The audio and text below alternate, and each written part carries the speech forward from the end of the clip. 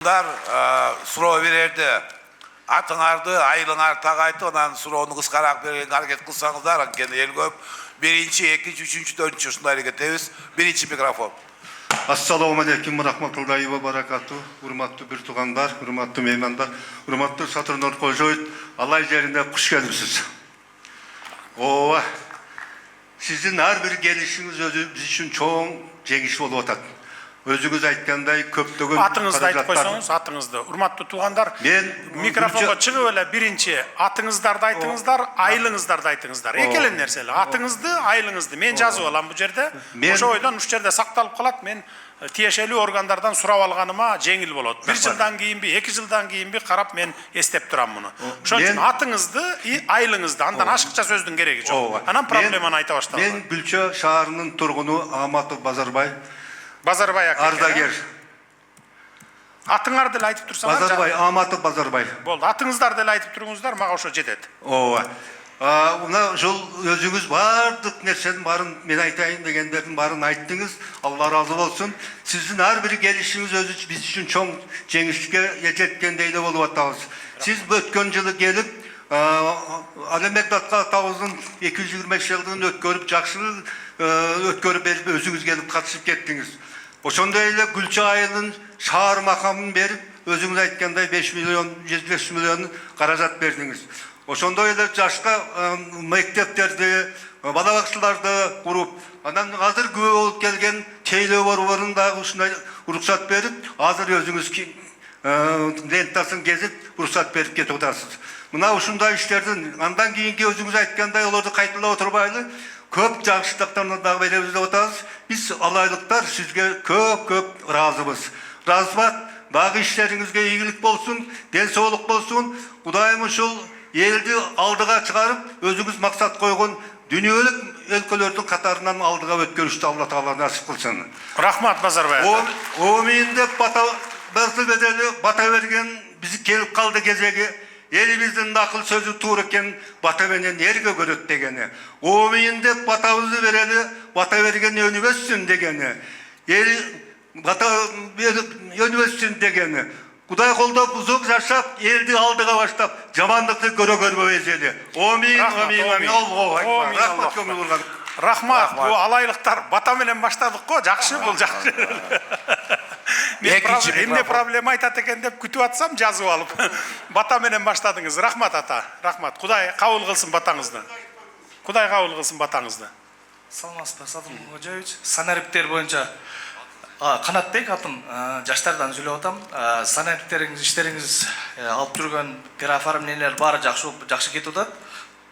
Онлайн оформление, онлайн кезекке туруу, ушуну до конца чыгарып берсеңиз, элге жакшы болуп атат. Жанагы жеңилдик, өчүрүтмөйбүз, ажиотаж эмес. Анан бир акыркы суроом, жанагы жаңы чыгып аткан право боюнча Россия менен Европа таанылдыбы? Ошо жооп берип койсоңуз. Бардык дүйнө өлкөлөрү тааныды. Мен башынан жооп берейин, биринчи эмеңизге онлайн кезек боюнча. Онлайн кезек боюнча Санарип, билесиздер да бул. Санарип, электрондук тейлөө дегендей. Мурда бардыгыңыздар барып, мисалы машина оформить эте турган болсоңор, үй оформить эте турган болсоңор, барып туруп анан оформить этелиңер, Азыр үйдө отуруп алып, мынакей түндүк аркылуу оформить этесиңер. Паспорт алам десеңер, право алам десеңер, тоже үйдө отуруп алып аласыңар. Баарын тапшырып коесуңар да, даяр болгондо айтат, баланча пункттан келип алып кет деп. Барып туруп 5 мүнөттө алып кайра кетип каласыңар. Мурункудай кезек болбойт. Биз ушундай санариптештирүүгө өттүк. Анан кийин 50 жашка чейинкилерге ошол биз эме кылдык, баягындай электрондук аласың депчи, тапшырып документтерди оформить этесиң деп. 50 жаштан жогоркуларга биз калтырып койдук, баягы пункттарды дагы. Эми баары эле компьютер менен достошконду билбейт, эми түшүнөбүз, баягы жаш өтүп кеткен адамдар. Бир 20 жыл, 30 жыл ошол баары бир тейленет алар дагы мындай. Офлайн тейленет да, а онлайн үйдө отуруп алып кылсаңар болот, бүт баарын тең. Мына дагы бир 3 айдан кийин уже бардыгы онлайн болуп калат. 50 жаштан өткөндөр деле эгер үйрөнүп алсаңар, кантип оформить этишти, үйдү сатканды, машинаны сатканды үйрөнсөңөр болот. Экинчиси кайсы маселе? Право, бөлүк боюнча. Право боюнча бүт дүйнө жүзү тааныды. Бул ушул реформа акыркы ушу 5 жылда көрүп атасыздар да, көп тармактарда реформа жасабадыкпы? ар бир реформа жасаганды зычу, дароо кыйкырып чыгат, өкүрүп бакырат, пикет кылат, 200 киши, 300 киши, анан интернеттен кокуй эле кокуй, өлдү бул жагым баары кыйрап калды дейт. Артында ким турат? Артында бая уюп, цемент болуп, бетон болуп отуруп калган коррупционерлер отурат. Баягы неменин акчанын агылып келген линияларын баарын чөнтөгүнө буруп алган, мамлекетке, элге пайдасы жок, бир 10 чакты кишиге пайдасы бар. Анан ошону реформа кылып, талкалап, баягыны кайра жаңыдан курайын десең, ошолор кыйкырып чыгат да. Бу праваларды да чет өлкөдөн бүт баарын, паспорттарды, ID картыды, жанакындай, даже митрика жанагындай аттестаттардын бардыгын чет өлкөдөн печатать этирип келчү 20-жылга чейин. А ортодо акча жешчү баары тең. Билбейт, аякта мисалы бир мисалга айтайын, 10 сомго бир жанагындай аттестатты бастырып келе турган болсо, бияктан мен 10 сомго бастырып келдим деп 5 сомго 5 сом чөнтөгүнө салат, эч ким билбейт. А тиги як бербейт, канчадан неметкен дегенде. Азыр мына 100% өзүбүздөн бастырып атабыз. Өзүбүздөн бастырып атабыз. Ошонун бардыгы сизге кыйкырып жүргөн жана могу права жарабай калды, Европа мага эме кылбай калды деген ошол мафиялардын кылган иши бул. Түшүндүңөр, Дүйнө жүзүндө тааныды, мына Европада тааныды, Россияда, бардык мамлекеттерде тааныды. Азыр ал жаңы праваларды бүт баары толук алмаштырып бүткөндөн кийин, жаңы права, жаңы ID карт, дагы эмнелер эле, жаңы права, ID карт, техпаспорт, основном ID карт менен праваларды. Мурда Москвада мына 2016 жылы мен өз көзүм менен көргөм, $5000 чейин сатчу эле ID картаны. Праваны $3000. Бүт баары жасалма болчу. Биздин Кыргызстандыкын.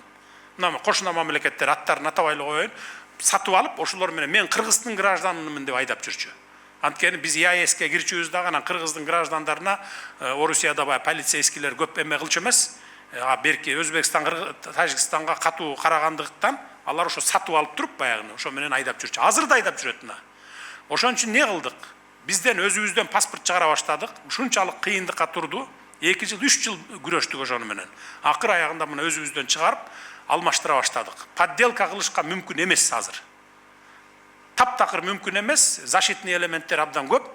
Бүткөндөн кийин биз баякы эски азыркы Москва, дүйнө жүзүндө да, Астана, Алматы, чет өлкөлөрдө айдап жүргөн правалар менен жана ID карттар биздин илгерки. Жокко чыгарабыз дагы бардык өлкөлөргө кат жөнөтөбүз. Могул мурункулар жок, жарабайт уже деп, эсептегиле деп. Мына ошондо таптаза болуп тазаланабыз. Буга дагы бир 5-6 жыл убакыт кетет. Биз эртең эле тазалана кое албайбыз алардан. Ошон үчүн жана праваны бир Европадан бирөө чыгып алып неме кылды го, мына бизди жарабайт деп атат, анан антип атат, минтип атат деп. Анын бардыгы ошол жанакы коррупционерлердин уюштурган маселеси. Түшүндүңүздөр, а? Тилектеш айыл өкмөтү Оразалиев Акмөндүр. Мен айтайын дегеним Акмөндүр? Ооба. Мен айтайын дегеним Ош Эркештам жолу боюнча айткым келип атат. Ош Эркештам жолу Алай районунун 70-80% менен өтөт. Биздин бул жолдо кырсык деген аягандай көбөйүп кетти. КАМАЗ жеңил машинадан көп элибиз көрүп атат. Бир күндө 5-тен 10 адам кырсыкка учурап атат.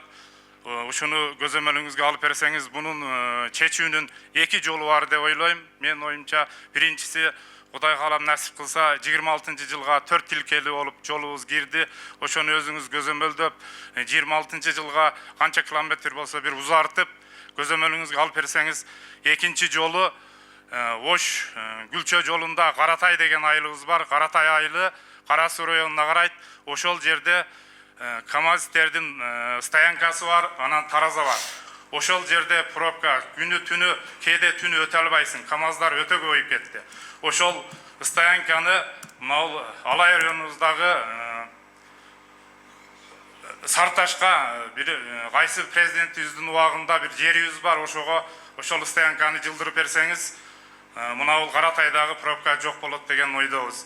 Көңүл бурганыңызга рахмат. Адам өмүрү эң кымбат деп ойлойм, ушуну эске алып берсеңиз. Караштырабыз муну, 4 тилкелүү жол кылганга аракет кылып атабыз. Эми международный жолдордун баарын ошондой кылабыз. Анан эми Каратайдан көчүрүү боюнча жана немени, стоянканы аны карап көрөлүк аны. Биринчиден мен айта турган сөзүм, мына райондо коэффициент. Атыңыз ким? Әлимкан Тардак, Жүйек жол айыл өкмөтүнүн тургуну болом. Биздин Алай район бийик толуу район болгондуктан мына коэффициенттери кейбір айылдар төмен өтелече. Шул нерсени бир жогорулатып кичине бир карап берсеңиз, элдин жашоо туруу деңгээли дагы жогорулап, эл дагы жакырчылыктан чыгып көптөгөн эмелер чечилмек да. Мына Кыргызстан боюнча 430 айыл өкмөт эме айыл ошол эмеде мындай кандай десем датас эмеге кирген да. Бийик тоолууга. Бийик тоолуу айылдар гана бизде эме Алай районунда жер аз, мал чарбасы бар. Анан мал чарбачылык деле колунда барлар да бар, кээ-бирлеринде жок эсептеле. Анан иштеген врачтарыбыз бар, медсестралар, мугалимдер, жана ошондой маданият кызматкерлери. Ушулардын эмесин да карап бир жогорлаганга аракет кылып. Кыскасы, мурдакы коэффициентти дагы көтөрүп кош бергиле деген атасызбы? Жок, өзүнүн 1.45 деген коэффициент бар эле да. Ушуну алып коет деген. Эми 74 айыл кирбей калыптыр да. Ал айылдар канча деңиз деңгээлинен канча деңгээлде турат? 1.8деби же ылдыйбы? 1.8ден жогору бар да. Анан одан төмөндөрүндө Анда 1.8ден жогору барлар болсо карагыла. 1.8ден жогорунун баары кириш керек. 1.8ден ылдый, анда кыйын болуп калат. Мыйзамга туура келбей калат. Сатушкоч, уруксат берсеңиз маалымат берип кетейин. Былтыркы жылы медиустриалдык комиссия түзүлгөн, Эмгек министрлигинин орун басары. Комиссия ошол госкартография, геодезия мамлекеттик мекемеси бардык калктуу конуштарды инвентаризация кылып чыккан, бийиктигин аныктап. Ошондо Алай районунда 12 калктуу конуш, анын 6-оосу фактически бүгүнкү күндө жок айыл болуп чыккан. 6 конуш бул 1800 метрден төмөн экендиги аныкталган. Бирок бүгүнкү күндө урматтуу аксакал, сиздердин коэффициентиңиздер өзгөргөн жок, мурдагы боюнча калган. Эч кандай кооптонуу жок өзгөрүүгө. Бизде мыйзам бар, жанакы 1800дөн өйдө карай бийик тоолуу болот, андан ылдый болбойт деп. Муну биз 2006 жылы мен ал убакта депутат элем, ошол мезгилде кабыл алганбыз бул закондорду. Анан 1 метр жетпей калган айылдар дагы болгон. 1 метр жетпей калган. 1799 метр болуп калып кирбей калган айылдар болгон. Бүгүнкү күнгө чейин ыйлап жүрүшөт. Анан эмегерде ушинтип эле баарын бизди азыр калды киргизип кой дей берсе, андай 1000 деген айылдар бар. Анда баары эле кирип кетиш керек болот. Анан мыйзам деген мыйзам, эреже деген эреже. Ошон үчүн эми буга капа болбойсуздар. Мен Алмазбек Кожоевич Ташкор айылынан болом. Ташкор айылы чыгырчык ашуусуна жайгашкандыктан мына Алай районунун жана Чоң Алай районунун 2 районунун босогосу болуп эсептелинет. Мен сизге курултайда дагы айттым эле, толук айта албай, убакыт аз болуп айта албай калдым эле. Биз мына сиздин жарлыгыңыз менен көрктөндүрүү боюнча кече жакында дагы 1000 көчө тектик. 1000ден ашуун көчө тегип тосуп баарын Алай коомуна рахмат, абдан колдошту бизде. Эми ошол жердеги мен жана эле көйгөйүм, биздин ошол бир эле жайлообуз бар, жайытыбыз. Ушуну Казам деген жол меткен жана Нуртейит деген фирма бар. Эми бул бир амалкөй бала экен, бир туруп бир каякта фирмалардын атын коюп, кайрааны жок кылып, башка фирманы коюп. Эмнени казгантат? Биздин Сарыташ казабызда ошо жайытыбызды казаптып, ар жерде ойгулап салган. Сарыташ? Ооба, Сарыташ. Жана курулушка колдонгон Сарыташпы? Эгер жайыт жерде болсо, жайыт жер. Анан бул жерде тарыхый күмбөздөр бар. Телеке Батыр деген уксаңыз керек, кайсы бир мезгилдерде мына жерде капчыгайыбыз бар. Ошонун байбичеси Кыңгырак деген. Ошол Кыңгырактын күмбөзү ошол жерде жайгашкан. Анан жакында дагы балдар тартып келишти, ташка жазылган тарыхый жазуулар бар экен. Муну да изилдет. Ошол Кыңгырак байбиченин жаткан жеринде ата-бабаларыбыз жайлоо кыштоо көчүп жүрүп, жайындасы өтүп кеткен каза болгон балдарын ошол жерге көмүп, Балабейт деп аталып калган ол жерлер. Ушул жерлерди мен курултайда айттым эле, кандай бир ушундай кооз жерибизди каздырып жүрсөк, бир жайлообуз, жайытыбыз болсо биз каяка барабыз? Өзү тиргилибиз мал чарбачылык менен болсо. Түшүнүктүү. Аким, уктуңуз да. Эгерде жайыт жерде болсо чындап эле, мындай тоо таш эмес, жайыт жерде болсо каздырбагыла. Анан суунун жээктерин каздырбагыла. Силердин жериңер боюнча 2 лицензияны артка кайтаруу боюнча иш алып барып атат уже. Ben başta vereyim be. Айта бериңиz. Gasmedi prezident, hurmatlı prezident. Mesele var. Ayta vereyim. Айтыңыз, баштаңыз. Атыңызды айтып коюңуз. Birinci mesele. Атыңызды айтып коюңуз, атыңызды. Oş ovrusuna Karatay'a tam oyunu kurup ver. Tam oyunu, hiç aytayın. Азыр эле сөз болду. Понял. İkinci mesele. Var mesele. Senin kantorun varıp çetile duran mesele bu. Aytayım mı? Айтыңыз. Ayta vereyim, açık aytayım. Arpatektir ayrında çok spor satışı var. Senin altında borç gerek. Cama çok. Bu pişkekte yok. Çorpanata da var. Prezident kurtuluyor, Morokko prezident. Adını unutmadım onu. Bana 4. mesele can güreş. Arpatektirle güreş. O şoğa beni çoğun babam, çoğun atam kokon kandığının batır vurgun. Balası Belorusya'da dayınsız bulun. Karakağız gelgenimiz. Uşul sportsalga Dostbay Çançer'den atın koyup ver degen ötünüç var. Uşunu atkarsan Макул, көңүл бурабыз ата, көңүл бурабыз. Байтуруп Шырмаш Маданович, мен эки көзүм азиз, эки көзүм көрбөйт. Мен балдардан бербейиңиз, балдардан. Бербейиңиз, алып келет мага. Алып кел бер. Мынакей. Менин эки көзүм азиз. Жошол айылында жашайм өзүм. Байтуруп Шырмаш, эки көзүм азиз. Мен өтө муктажмын да. Россияга барып лечение кылсам болот экен, көзүм ачтырсам болот экен. Мен азыр 5-6 жылдан бери кыйналып жүрөм, эки көзүм азиз да. Ошого мамлекеттен жардам болобу деп Садыр Жапаров сизден суранып жатам да, ошого жардам бербейсиздер, Канча балаңыз бар? Не дейсиз? Канча балаңыз бар? Менде 3 балам бар. Чоңойгонбу бары? Чоңойгон дейм, олар өзүмен өзү да, менин аялым көзү эле, башка эч ким жок, көзү эле да. Бул жерде турасызбы Күлчөдө? Жошол айылдын Камизинде турам. Ошого мен кадырашым жетпейт, акча эме Аскат барбы? Эме операцияга ошого жардам берсеңиздер болот. Россияга баргангачы. Сен данныйларын алып келчи, Бишкектен көргөзөлү, жардам берип көрөлү, аракет кылып, болбосо башка жака жөнөтөбүз. Макул, ошондой сүйлөшүңүз, телефонду алып алыңыз. Мен Офуршоева Сонумбу, Оштон келдим. Кече Кара Сууга барбам, жете албай калдым. Менин проблем өзүмкү.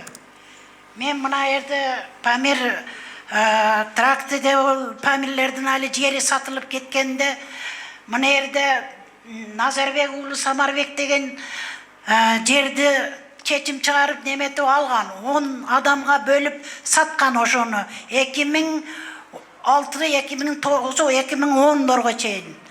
2010-дорда биз алып кен план жок экен, унда бизге кызыл китеп кылып бербесең болбойт дегенен алар кызыл китеп кылып чыгарып, биз аларды оформлять этип 10 адамга 10 сотик жер сатып алган элем. Мынан ошо Назарбек уулу Самарбектин жеринен. Ошону 10 жылда үйдү салып бүттүм. Салып бүтүп эми кирейин деп атканда бул кайра 2019-жылы бул кайра дагы баягы пожарный кирген жерди дагы эметип туруп кайра башка геймплан кылып туруп, не номери, не эч баласы жок кылып туруп, 4 сотикти буягынан ошондо эле менин 1 сотигим алган 885 кылып туруп, менин кызыл китебиме жазып берген. Мен ошо менен үйдү салып бардык, кызыл китептерим полный бар, проектилерден бери. Ошону бузуп, кече 2019-дан жана башканы кирип туруп сатып туруп, ошону сен кирип кеттиң деп туруп алдап туруп мени 3 сотик жеримди госуистер менен архитектуралар сатып берди. Потому что 6 метр ашып кетти деп, 6 метр эмес, мен даже 1 метр ашпаптырмын. 8 сотик 13-тө жашаптырмын. Булар биринчи сот кылганда ошо карантин убагында биринчиден 15-ине чейин карантин болгон. Ошо Түшүнүктүү. Район жетекчиси Аким. Bu sizin işinizde, sizin dengelde çeçile turgan iş eken. Oş şarından geldim dediniz ha.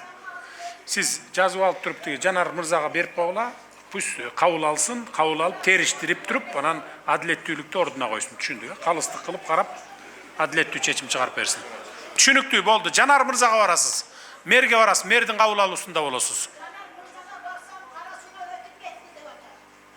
Барсам bizge doküment gelgen emez. Nemege vardı? Mına 2 aydan beri sot toktop durar. Siz neme kılыңыз? Карасуунун да Акимин чакырыңыз, Жанар мырзаны да чакырыңыз, бу ишини да кабыл алып, үчөө отуруп алып чечесиңер. Мына губернаторга келесиңер, чогултат. Жанарды Карасуунун Акимин баш кылып чогултат.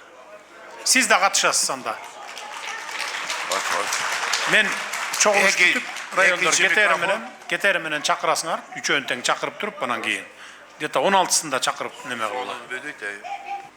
Урматтуу Садыр Нуркожоевич, Мурдаш айылында номер 34-чү Амат Жэбеков атындагы орто мектеби 2002 жылы 375 орунга ылайыкташтырылып, бир кабаттуу болуп бүтүрүлгөн. Азыркы учурда 561 окуучу билим алат. 47 мугалим эмгектенет. Мектептин вентиляциялык аба өткөрүү жагы жок. Класстык бөлмөлөрдүн полдору чириген, эшиктери. Кайсы айыл дедиңиз? Айыл. Мурдаш айылы. Мурдаш. Эскирген. Имарат ным тартып суук болуп турат. Жылуу системасы начар болгондуктан мектеп ичинде жылуу температуралык режим сакталбайт. Ашканасы тар. Мектептен узак жайгашкандыктан башталгыч класстын окуучулар үчүн ыңгайсыз. Ошондуктан мектептин сыртын жылуулап капиталдык ремонттон өткөрүп кошумча корпус менен ашкана курууга жардам берүүңүздөрдү жалпы айлелүү суранабыз. Курулуш министри. Быйылкы да барбы? Быйылкы жылкыда же жокпу бул Мурдаштагы мектеп? Быйылкыда жок. Азыркы учурда Алай району боюнча 21 объектинин курулуш иштери жүргүзүлүп атат. Эмдиги жылкыга карасак болот. Эмдиги жылкыга немеге киргизгиле? Бюджетке. Жарайт. Эмдиги жылкыга бюджетке киргизгиле.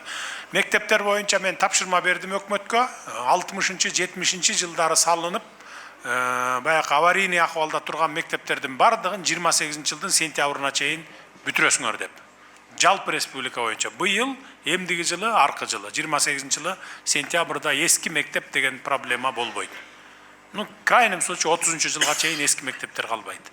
Бизде билесиздер да бардыгы эле мектеп где-то 3000 айылыбыз болсо республика боюнча баарында эле эски 80-чи, 60-чи, 70-чи жылдары курулгандар. Ошолордун бардыгы мына акыркы 5 жылда алмаштырып келатабыз бүт баарын жаңылап. Дагы бир 3-4 жылдын ичинде жаңылап бүтөбүз. Bir de ayında eski mektep kalbaydı. Айтылуу Алай элине аткалардын мекенине келгениңизге куш келипсиз. Урматтуу Садыр Нуркожоевич, мына 35 жылдан бери эгемендүүлүк болгондон бери бир дагы президент келип сизге окшоп бир жеке элдердин пикирин угуп көйгөйлөрүн уккан эмес. Сизге Алла Таалам разы болсун, сизди Алла колдосун, ошондой эле кыргыз элиңиз колдосун. Менин сизге болгон кайрылуум мына Алай элинин атынан өтүнүч бар. Менин өтүнүчүм легендарлуу парламенттин депутаты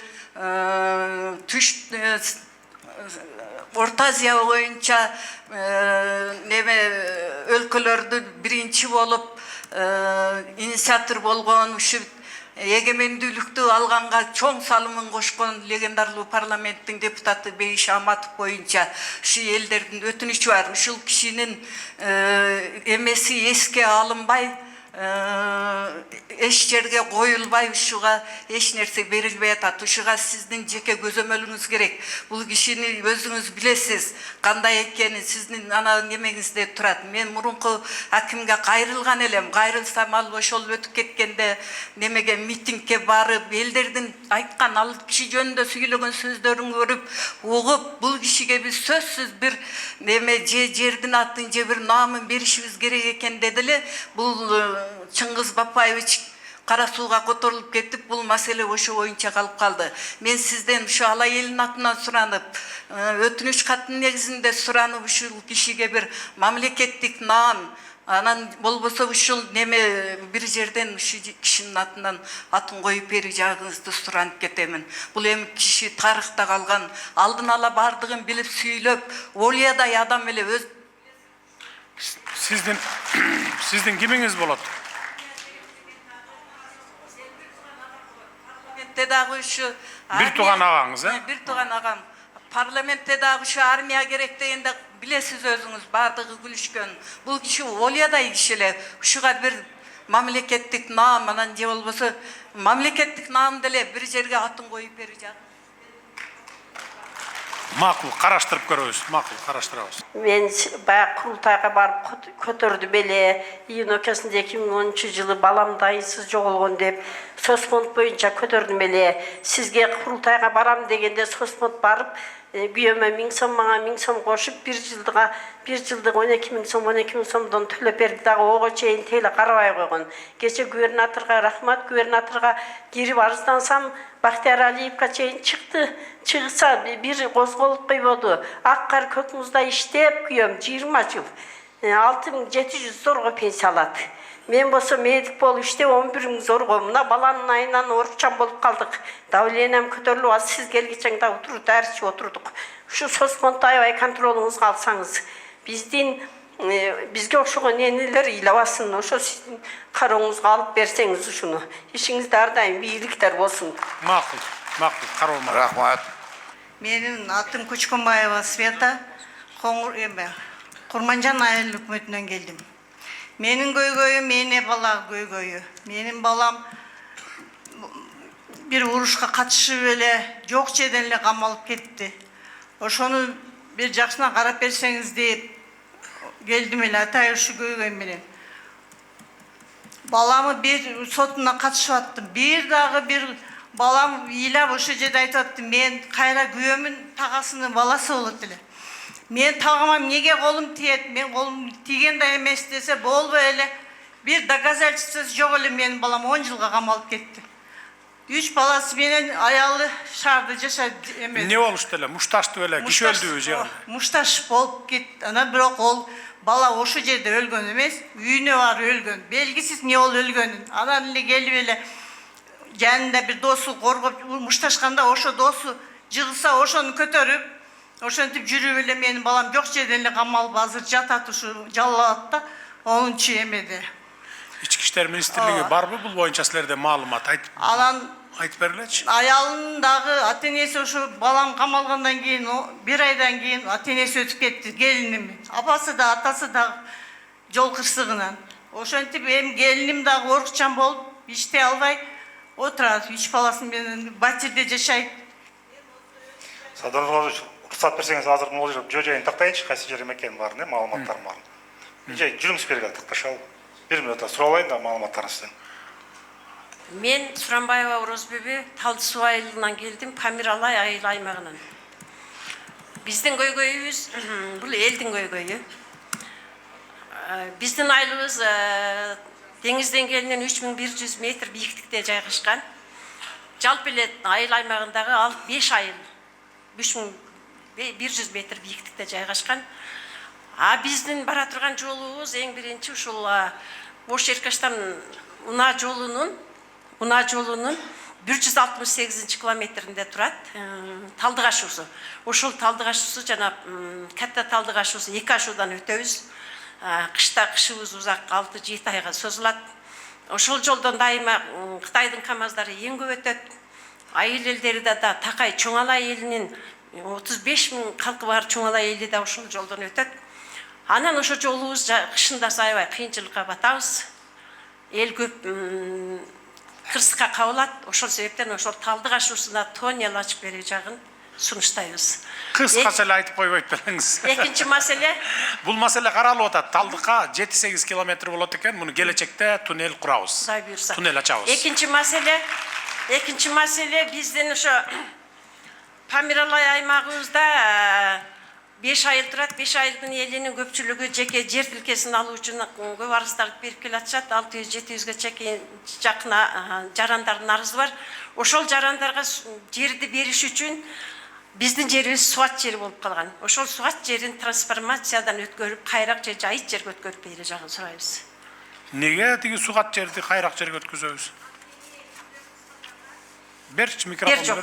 Анткени жер тилкесин алып үй салганга жарандарга сугат жер ыңгайсыз. Сугат жерди бере алышпайт. Ошол себептен же кайрак. Ал жер өзү сугат жерби? Өзү сугат жер. Ошону же кайракка же жайыт жерге айландыруу. Жок, сугат жерлерди биз колдон келишинче экономдошубуз керек. Мен азыр эле айттым го. Сугат жерлерди экономдошубуз керек жерди биз. Кийин бара мына мисалы Кытайга барып жүргөндөр көрүп жүрсөңөр керек. Шанхайдан Пекинге учсаңар, тоонун үстү менен, тоо аякта да ушу биздики сыяктуу тоонун үстүндө. Тоонун үстүлөрүн кыркып салып туруп, ошо жерлерге чай айдап атат, буудай айдап атат, башканы айдап атат. Бир турба менен сууну чыгарат төбөсүнө. Бочкага сууну толтурат. Анан кийин жана капельный орошение деп коебузго, тамчылатып сугаруу менен мына тоолордун төбөсүн кырка баштады жер айдаш үчүн. Тоонун боорлоруна чайларды айдап алып туруп, эгип алып ушинтип атат. Кийин биз да ушинтип калабыз. Ошон үчүн колдон келишинче сугат жерлерибизди сактайлы. Мен акимдерге, айыл өкмөттөргө бардыгын айтып атам. Сугат жерлерди сактагыла деп.